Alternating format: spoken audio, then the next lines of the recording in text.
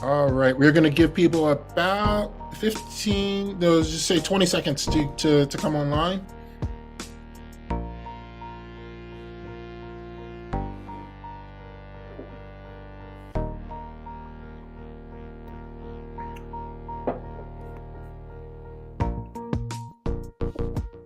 Sorry, I love music, so. All right. So good morning, everyone. Happy Thanksgiving. Even though I'm not sure who's in, if there's anyone joining in America, but it would be a little bit early. So I'm just going to tell everybody good morning in the chat. So by the way, you can always add in a comment in the chat if you like. My name is Link Brown. Welcome to the Get Global live stream. I work with Swiss SMEs, helping them drive the growth of their business into the United States. Hey everyone, hello and happy to be back here on our live stream. For those who are the first time here, my name is Franziska. I'm helping organizations in improving internal and external communication as a coach. And to all the Americans, happy Thanksgiving. Yes, yay. Yes, it is America's absolutely favorite holiday, no matter what anyone says. Definitely a time of community, time to come together, time to eat as well.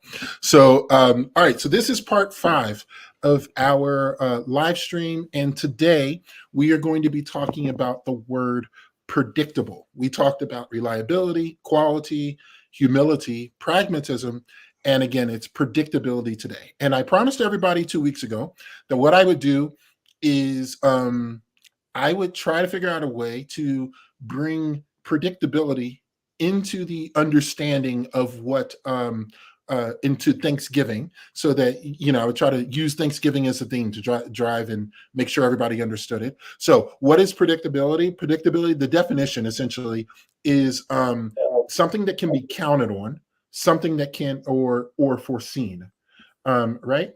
And so as I told you before, like I said, it's America's favorite holiday. I want to bring Thanksgiving into the conversation. So I want to tell you about 4 things that are predictable in Thanksgiving. So the first thing that is predictable in Thanksgiving is turkey. So everyone has a turkey. Even the vegans have a turkey. You can see this picture here where, I mean, they have even gone to the extreme of using a meat knife to cut tofu, which sounds completely ridiculous to me. Sorry, I'm not a vegan or a vegetarian, but everyone uses turkey or something like it. All right, so that's it's standard. It's in the realm of turkey. 2, everyone has something mashed. It started with mashed potatoes, but now people are doing mashed cauliflower because they don't want the carbs, mashed broccoli, mashed quinoa. I mean, they just make up stuff to be mashed so that everyone can have it. And it usually comes with gravy as well. The third thing that everyone has is, there's a cultural thing with sweet potato pie and pumpkin pie. So as you're going to see, they really don't look that much different. They actually taste almost exactly the same. And depending on what culture you're in, some people eat pumpkin pie, some people eat sweet potato pie. But everyone has this pie thing that's always around the pumpkin or the sweet potato, and it's always in that realm.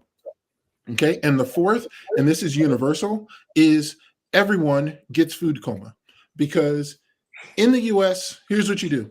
You get together as a family, you come in, you eat at about 2:00 in the afternoon. You eat as much as you possibly can. You're watching a little football, you're talking, you're hanging out. Then you go take a nap. You have to find a comfortable place to take a nap. And then you wake up about 5 or 6, you wipe the sleep out of your eyes, and then you do it all again. You have dinner. It's the same exact thing as lunch. So some people call it food coma. Some people call it the itis. But that is Thanksgiving. And I'm going to explain exactly how that ties into predictability and the American version of predictability. But that's our Thanksgiving thing. So that's just to get us started. What do you think, Francisca? I think this was amazing. Thank you for taking us through all these stories and pictures. That was really great. So actually, I really surprised about the tofu turkey.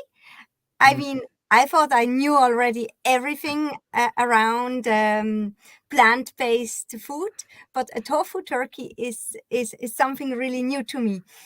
And by the way, what I was just thinking, there is this company that does this planted chicken. They probably would fit really good for planted turkey. But I don't think that's available yet in the US. Mm. Okay, so while you were talking about the food, I actually have also a story to share about, in particular, it's about pumpkin. So I ate a lot of pumpkin soup and pumpkin pie when I was a child because my mother used to do that always around autumn. Mm. And she predicted a lot. So how does this play in? It plays in your food story, but it also plays into the predictability because she predicted nobody would eat it when they knew what it was. So normally when people came to visit us, and that was basically almost every day. So there were a lot of time these dishes on the table, and people would ask, "What's this?" And she would say, "Oh, I'm gonna tell you once you tried it." And at the end of the food, she would say, "That was pumpkin soup, or that was pumpkin pie," and people would say, "Oh no, that's the only thing I never would eat. And how did you do it? And what did you add?" And all this story. So Mhm. it's really funny because where I'm not 25 anymore. So when I was a child, so it's little bit longer ago, this was really something that wouldn't go on any table. Nowadays, you find pumpkin in every 3-star restaurant, but like in my childhood, not. And I was thinking, why was this? Why was this? Why were people so categorically not love pumpkin?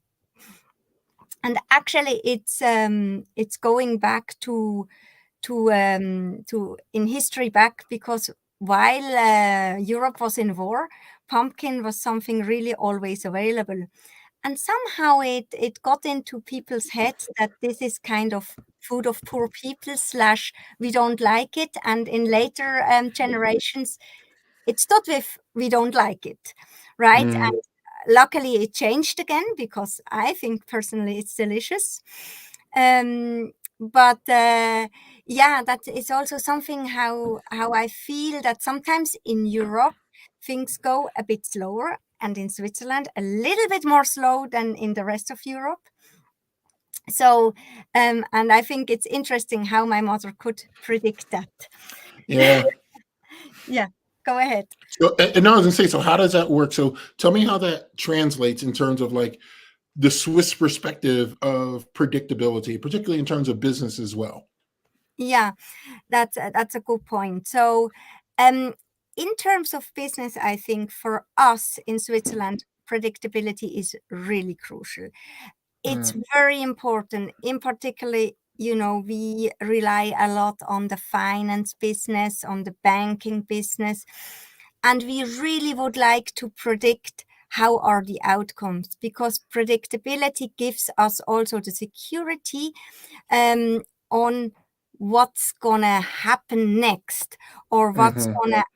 how this is gonna look like. And we would like this really close to what we see or what we expect.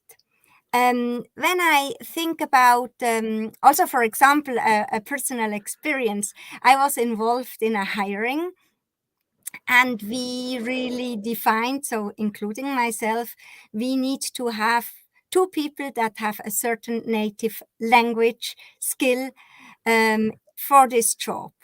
And once we were looking at the candidates, we actually interviewed two candidates that didn't fulfill this, and we at the end hired them. So what happened here? Um, why did we want to have this skill so clearly and then moved away from it? So actually, we thought it was really, really necessary. And at the end, when you move away from it because you think you might be able to bridge this differently, when you Hmm. start thinking a little bit more out of the box, you realize that that is a risk. And the worries you get, if I take now this decision to hire someone that doesn't fulfill what we agreed in advance, it's a little bit unpredictable how it works out. But to Hmm. be very honest, it was one of the best hirings ever made. So this predictability plays a big role, but sometimes it's also good to think a little bit out of the box and maybe a little bit more the American way. I don't know. What do you think? Well, I don't know either. I don't. I'm sure it plays both ways, but I think you're right that a lot of times when we have a certain mindset in the way that we see things and that we want things to go, but the moment that um sometimes when we test those limits or when we go outside of it, we start to realize that yeah, there are other things that we didn't even understand that we wanted, um that are important. And I think a lot of times, yeah, I'm with you that a lot of times that gets overlooked because people want the safe route. I don't Yeah. know. Yeah. Yeah, I think also, when, for example, sometimes I really see that when I look into the differences. So, for example, to this morning I was also coming to the office and I got like, oh no, we cannot hold these meetings because the Americans are on Thanksgiving. So this kind of things. we Yeah. really have we have this predictions that we don't understand nowadays. Obviously, we can see that in social media, but still, Europeans are sometimes a little bit behind on that. Hmm. But when I look into how you guys are dealing with the vision, for example, Hmm. you are so visionary, and I think you want a specific outcome no matter how you go there, and it doesn't need to be exactly the same outcome as you predicted. It can be around that. Do Yeah. That's my understanding. And then sometimes I think, no, we don't like that. We want to know Yeah. the next step. Yeah, I think I'm learning. I think if I probably put it away, it would be like the Swiss like very predictable processes and very precise outcomes, where Americans like our processes change all the time. So we like we're okay with varied processes and we want the general outcome. I don't know, would you kind of see it that way as Yeah, well? yeah. It sounds really. I think that's where we really find the gap. I Yeah. mean, we want this. You want this general outcome, but we want what we agreed upon. Because I don't want to have something different. I want to have Hmm. what we discussed. So, therefore, I want to predict the next steps. How you're gonna get there to this outcome. Okay. For example, when I go back to the money business, not that I'm really working in that, but I think it's a good example. Um, so you want to get a mortgage and you want to have a low risk. You as the mortgage taker, but also the bank wants to have a low risk. Therefore, Hmm. everything is calculated as in the best way possible, of course with prediction, because some areas are variable. And we want to have that really clear, that we know where we go to that we get Hmm. into the security. And then it's not just enough to have the vision of the big house, but really, Hmm. can I afford it? Can I pay it? What are the next steps? What are the risks involved? And there I go to the bank that can predict it the best way. So we will Hmm. keep this stability. Um, yeah, and therefore that prediction is really, really great for us and for me. And I think there is where the struggle comes from our side. That Yeah, we want the outcome that it was agreed and not something else. Yeah. So if I look at it from an American perspective, again, a varied, liking, okay with varied processes leading towards a general outcome. It's like when I talked about Thanksgiving, I was trying to be funny, but at the same time, it's really the way things work, right? Like there is predictable that you're going to have a turkey-like substance in your in Thanksgiving, but it could be tofu. Just depends on what your thing is, right? Like if you go to McDonald's, it's always the same menu, but the quality and consistency can really vary depending on the neighborhood you're in, the manager who's on duty, the attitude of the employees. Everything in America generally works. It generally works. But it doesn't necessarily work properly all the time or the way that you want it to work.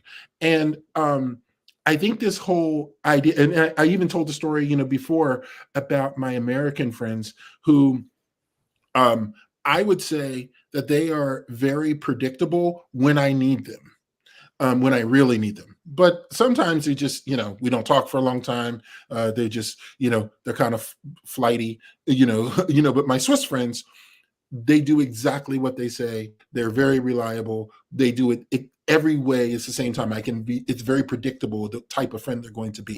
And I would just say in business, it's very much the same. Americans think generally or directionally correct, even if it sometimes misses the mark. It's okay that it's not exactly the precise outcome that we were looking for, because we're kind of open to a new way of doing it. But to be perfectly honest, it's also very frustrating for many Americans too, because we did have an expectation.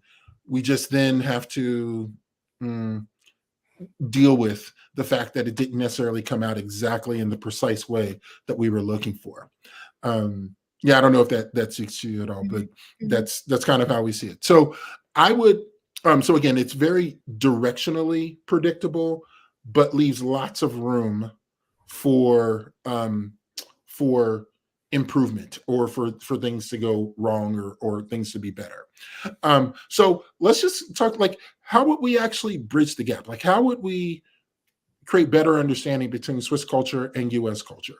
What do you say? Yeah, I think actually bridging the gap is something that is basically always a little bit the same, like try to understand the other point of view, etc.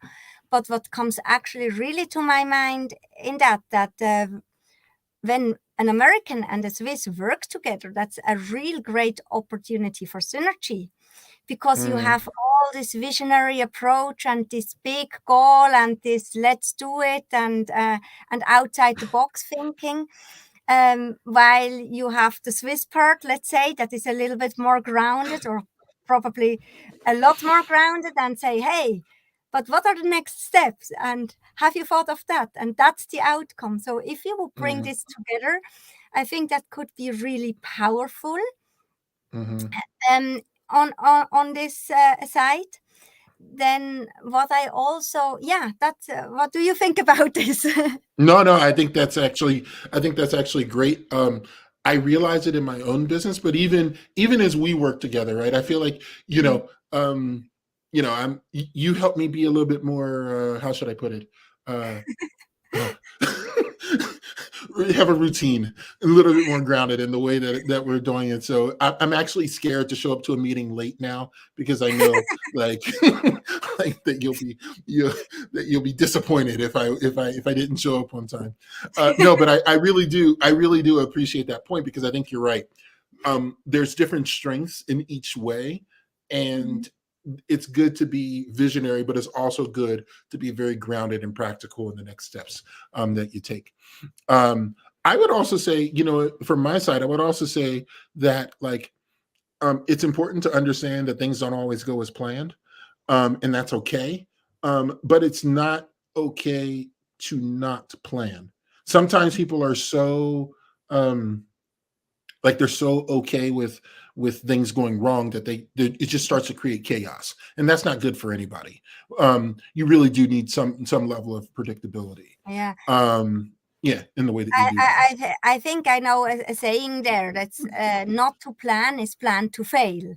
So Exactly. I think that's very Swiss, maybe, but it is Exactly. something. It has something, right? We say it in the States too. We say it in the States. And the other thing I would add is I would say, in terms of the general direction of the way Americans see predictability, like this is actually good, particularly for Swiss companies, and for anyone really, as a way to create a more niche Mhm. market, or in terms of products and services that you provide, because it is, as I was saying before, it's frustrating for Americans that things aren't necessarily predictable in the precise way that we want them. And when that exists, there is an opportunity to create a specific service or experience or product that really does deliver that specific result that a client could be in. So even if you took a food example, like there's lots of Indian food. There's Indian food all over the U.S. It might be a bad example, but Indian food all over the U.S. But there's not necessarily food from Chennai, or from Mumbai, or Gujarati food, or Punjabi food, or Delhi. Like there's so much variety inside of that you can actually speak to people's specific Mhm. needs. And so I think it's important to look at it as an opportunity for you to find your place in the American market. Yeah. And maybe also, so talking about opportunities, also a potential watch out. So being very predictable can lead consciously or unconsciously to biases or to potential Mm, biases. And we also should ask ourselves really critically, is my prediction or assumption correct? So what could I know? What should I know before really predicting? Prediction can be so something good, but there is also a watch out. yeah, very true, very true. Definitely a danger. All right, so we have come to the end of our 20 minutes, because we're going to be very Swiss today. Our next, so in 2 weeks, sorry, I always try, in 2 weeks, um, our next topic, so part 6, is going to be on stability. Now, if you watch anything in the American news, you would probably think that America is the most unstable place in the world right now, particularly maybe on the political realm. Versus Switzerland, you think everything's stable. So it's going to be very interesting to talk about like what stability looks like in Swiss culture and American culture, and that's in 2 weeks on Thursday, same time. We hope that you register and just even watch this over again, and we hope that you're getting a lot of value out of this series. Just in closing, really quick, I just want to say again, thanks to Francesca. This is Thanksgiving, so want to thank each of you guys for joining, investing your 20 minutes with us. Thankful for just learning more each and every day about in every week about more about Swiss culture as I integrate myself more into Swiss society. And again, I just think it's been wonderful. So thank you so much, and everyone, have a great day. I'll leave it for you, Francesca, to sign off. Yeah, thank you very much, everyone. And I'm looking also very much forward to talk about stability, and really happy Thanksgiving link for you. All right. Thank you. I'll be celebrating tomorrow. Have a good one, guys. Take care. Bye. Bye.